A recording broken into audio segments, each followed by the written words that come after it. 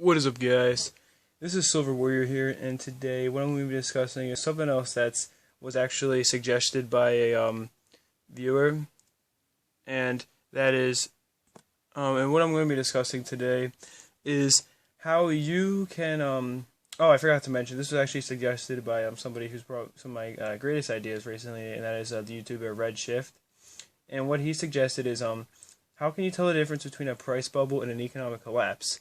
So, for those of you who are wondering, maybe thinking, well, what's even the correlation? Why would you even need to tell the difference? Well, that simple fact is that during both an economic collapse and a bubble, the prices of silver will skyrocket. Okay, but how do you tell whether silver is going to bubble, peak out and come back down, or if the beginning of the end has truly come, silver is going to be worth more and more in fiat dollars until the entire system collapses? Because the big worry is that in one case, in an economic collapse, you'd want to sell.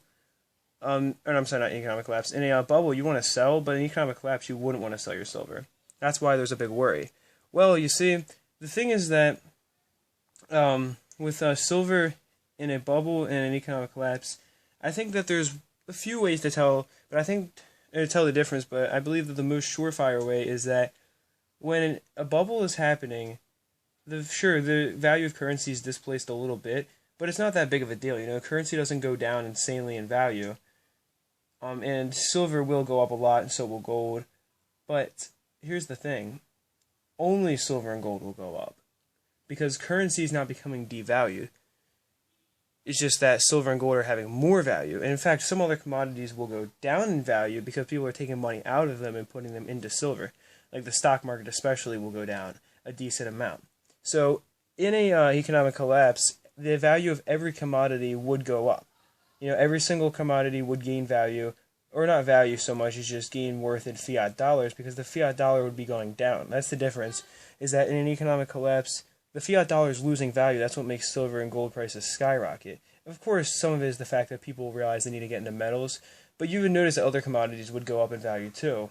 And you'd be hearing about this. You'd be able to look at what things were going up. Like maybe gun stores were doing a lot better than before for some reason, right? Or food stores, grocery stores were going up a lot. It's because the fact that people were buying a lot of goods right before what they believe is going to be an economic collapse. And a lot of people won't realize it's coming, so maybe the displacement won't be as big as I'm making it seem.